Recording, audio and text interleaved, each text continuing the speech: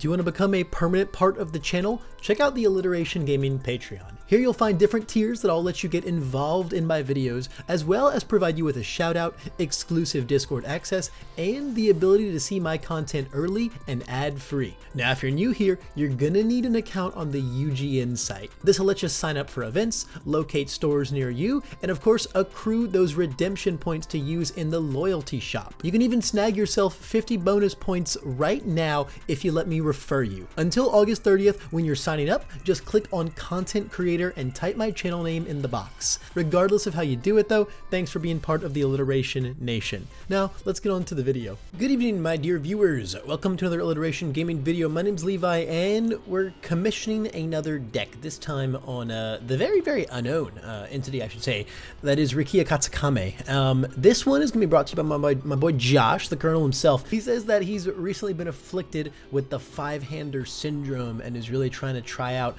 a bunch of really interesting ones. He got a little bit of taste of that five-hand size power, you see, and now he's going crazy with it. And he wanted to see what kind of Katsukame deck that I could construct. And so let's look at Rikiya a little bit here, because I feel like actually no one has paid a slightest ounce of attention to this character, which I don't think is the most craziest character in the entire whole wide galaxy. But the ability to just say that, like, essentially -1 damage on all of your moves, right? I'm going to lose 1 health, take your move, gain 2, and then also just go +1 health on all my moves that hit. Essentially, it's going to make us like, man, it's going to be a lot of healing. Realistically, you're probably gaining like, I don't know, 10 or so health over the course of the game with this character, maybe even more, depending on like how many small moves that your rival is sending. Essentially, 27 is maybe a little more like 35 to 40, which is pretty gnarly, honestly. But then we're a five-hander, except actually this enhance says we're not, because for all the health that we've healed in the turn, we get to say play our next card off of the top X cards, X being how many health we heal. So if we heal 5 health in a turn, we get to enhance and say, hey, after this one's done, my next one, I'm going to take the top 5 cards, play one of those bad boys.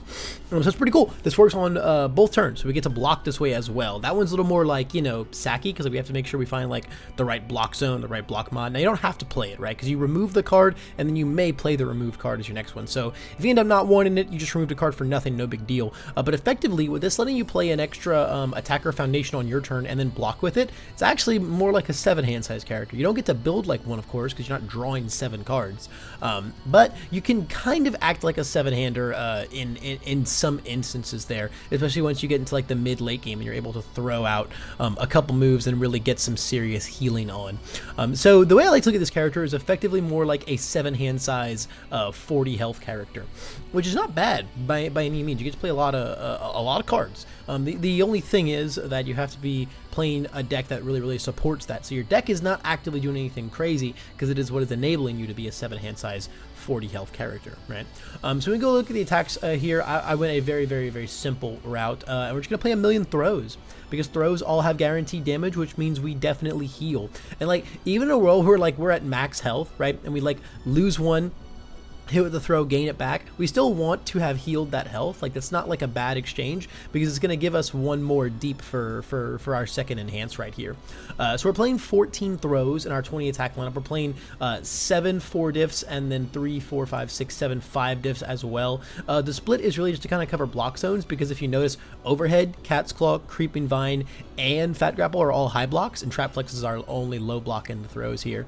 And spoiler alert, our block zones are pretty atrocious. They're 29, 19, and 12. It's not pretty, but we got Faith Shields in this deck. We're playing the 3 of the throw that recurs Faith Shield, and also we're looking to mostly damage reduce attacks and then take them anyway, which is going to kind of be the other aspect of, but that's more so in our foundations. Let's, for now, let's just look at all these throws. I mean, these are good throws. We have overhead reversal, builds our crazy daisy zeros. Cat's Claw gets to like pseudo stun 1, which is not very good, but it's a 4 diff throw, so you know, who cares. Creeping Vine gets to recur Faith Shield, very important for our bad block zone deck. Trap Flex, I don't like very much. It's kind of just like sometimes a 3 mid for 5, sometimes a 3 mid for 7. Either way, it's like very just okay, but it is a low block, so we got to play at least a couple of them. And mostly just because I don't really want to play more Fat Grapples either, because this is Fat Grapple gets damage for every ready foundation in your stage, so like you don't really want to play it on like turn 2. It's like a turn 3 onwards card, because if you get like a build 3 or 4, you check a 3 on opening this, then it's like a 3 damage throw. As a 5 diff feels very bad, but it does have a sick deadlock, which is quite relevant. Now past those 14 throws, we got 6 other attacks, and of course we got the almighty back alley haymaker, because once again it builds our zeros, it stuns them, it's got EX, we get a bunch of momentum in this deck because we're sending all these throws. Crazy, crazy, crazy good card. I don't have to explain why back alley is good. And then Muscle Mauler is like my kind of like tech slot here because it recurs our throws, and I think that's pretty cool. We're usually going to have more help than our rival once we start hitting them down and healing ourselves back up. It's got a little breaker and a nice little deadlock as well. Flips the throw hate on their board. Very cool stuff. And that's like our little attack package. Now, if you wanted to go other ways here, I think there's a lot of cool things you could do. At first, I was really into playing like Hellflame Stomps, and then like, because like you can like lose 2 and then you immediately have that health to heal now, which feels really, really, really awesome.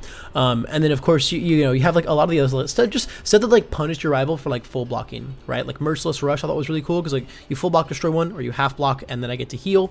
You know, kind of like ultimatum attacks. Hardened Frenzy is another one that kind of came to mind, and those were a lot of the ideas swirling around in my head before I ended up going down like the full throw route. But I think stuff like that is very cool as well. I think you could also play Calorie Counter over Muscle Mauler here. I just like that we have a little bit of advantage generation in our deck for when we're not always like, you know, healing a ton and getting to play all these extra cards. You know, when we're not like, you know, at the height of our performance. I like that Muscle Mauler is some advantage generation in the deck. I think Calorie Counter is very good as well. It also does heal us, which just turns us online even more. Granted, I don't know how much our rival is going to block us when we're sending our throws, right? I mean, they still don't really want to take full damage, but at the same time, I feel like there might be some instances where this static doesn't come online, but I think either or are very good. I also like Calorie Counter being a low block. And now another caveat that Josh put into this deck was, well, he said he didn't want it to be more than 60 cards, so I went for a very simple 40-20 split here. But he also said he didn't want any cards that would cost more than $10 as singles, so you'll notice that's why we don't have chivalrous competitors in here. But that's also why I just decided not to include any of like the new plus ultra stuff, because like I don't have no idea what all of those prices will be. But in the event that like these are cheap, I would definitely be playing like some amount of trigger transformation and triggers, because I think discarding a momentum to build a trigger seems very good. But then you might want to play other assets. That would probably be like a very different build. And then this card is like, also again, you really need the assets, so maybe it's just like a different build. But just things to keep in mind, and you know, there's a very limited amount of cards with this guy's face on them, so I wanted to kind of be like, hey, that's why I'm not really playing these cards. And then lastly, his own attack, Vital Impact, I actually really don't like in this deck, because to get the powerful, you have to have played a card from other than your hand on this turn, which basically means that like this thing gains 3 health, so like you want to gain this health and then use your enhance to play another card, right? You don't really want to do them in the opposite order, so like you'd have to be like using your Katsukame enhance and then going into Vital Impact, which at that point gaining this 3 health and loot, like this is an irrelevant exchange right here, other than just you got a health out of it. So like it kind of feels bad in that like opposite order there. The only time like basically this works really well is like if you find this itself off the top, right? Then you've played a card, right, from other than the hand. So then it's like okay, but then you're still not like getting anything out of this health and hand. I think this card's actually just very awkwardly designed. I don't think this one was like thought through super well. It kind of like only works sometimes and only 1 out of 2 ways, and neither I felt great about. So even though it's like the attack in the set with his face on it, I didn't want to play this card. Then going into our foundations are so simple, guys. They're literally just interact with your throws well. We have a nice 10-0 lineup to interact very well with overhead. Tight-lipped puts damage on them all, which is very nice. I think instead of saving Bakugo, you could also play some battle resolves. If you wanted to go 12 zeros, you could even play all 4 battle resolves, because like they do heal us, which means that on the defense we get to find more cards off the top for our blocks, which I think is pretty cool. But I just wanted to go for like a safe 2 of saving Bakugo. Resistance and Manly Friendship kind of make up our damage reduction engine. Basically what I want to do with this guy is just make their attack super puny and then take like 1 or 2 damage from their attack and then like heal 2 from it and just feel really good about myself. So resistance is awesome there, as well as just being like an okay card all around. Manly Friendship does the same thing. It's more damage reduction for their attacks so that we can take them more safely, and then also it puts 1 damage on all of our throws. So any of our throws that are you know, on odd damage increments, on even damage increments, we cross them over to odd and then they deal an extra damage, right? So that feels great. Mail Bonding, we're taking attacks all day in this deck. This card just makes sense. Got a couple Kirishima's Assistants because we don't want to get Faith shielded. Overhead and Cat's Claw are and Creeping Vine. These 3 are nice because they can't get Faith shielded. Unfortunately, these are very mid, so even if we have Kirishima's Assistants, they can still get Faith shielded. But I like that a nice 10 of our throws are not Faith shieldable if we have Assistants on board. Harden is, once again, it just puts 2 damage on all of our throws, which is gonna like cross the threshold every time. And if we block with it, it's a nice damage reduction play. You can still do those nice like resistance into the hardened block and then feel really, really good. Brute Strength is one of the best foundations in our deck. Lets us trade our health early game for just tons and tons of damage, and helps us get those heals off when we're at like near our max health, but we still want to make sure that we're healing to make our second enhance very live. Brute Strength's very good there. Super Regen, it heals us 3 min. We take an attack, and then they play their next one, and then we say, hey, I now am checking at least the top 3 for my block here, which feels awesome. On top of just being a deck that wants to heal a lot in general and take a lot of attacks, this card makes too much sense.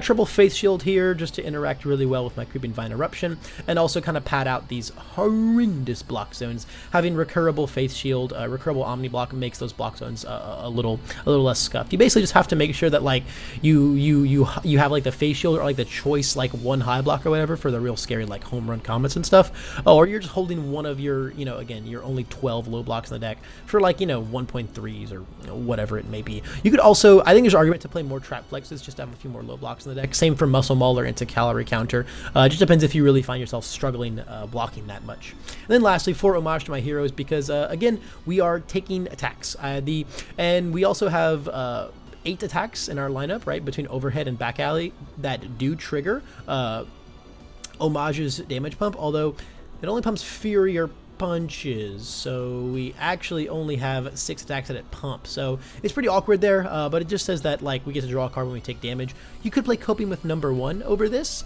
just for the more like flexible draw, which is like kind of like, you know, good aggressively as well, because you can hit with a throw and then start drawing off of it afterwards. But Homage is a low block, so I think it's still just kind of important for that that route, unfortunately. If I wanted to play, I'm playing like no speed reduction in this deck because I'm just not looking to block very much. I'm looking to take a lot of attacks, but if you did, high value target would be like the first speed reduction and low block that I put in here. Sugar Rush I would love to play, but we're on a tight 60, but if you wanted to go more, I would consider some Sugar Rushes, because with our throws they kind of just read that we burn 2 to our rival. Experimenting is really cool in like a not like fully throw based build, because you just say, hey, if you block me, I gain 2. If you don't block me, I gain 2, which is really, really funny, and speed's really important for this guy. Revel is like an alternate damage pump to like Harden if you just wanted like more mid blocks back in the deck, but I don't know. I think I just like Harden better as a card, but this being a mid block could provide some value there, as we've only got 19 of those. We have so many high blocks, which is also why Strength of a Pro didn't make it in here. This card's very good speed reduction for the Earth symbol, as well as it heals us, but I just couldn't find more high blocks to put in the deck, man. It just couldn't happen. You could maybe play this card over Super Regen. I kind of wouldn't hate that, but I do like that Super Regen's a little more like, I don't know, it just extends our enhance a little further. Learning the standards is also very good if we're taking so many attacks. This is like a tech piece that you'd play if the deck were bigger, but also something you certainly sideboard. And that is going to be it for this Katsukame deck. I think this guy's like really, really, really funny. Again, he's like, I don't actually do anything ability wise, but I do have a lot of health because of my first enhance, and I do play a lot of cards because of my second enhance, and I think that's very, very funny.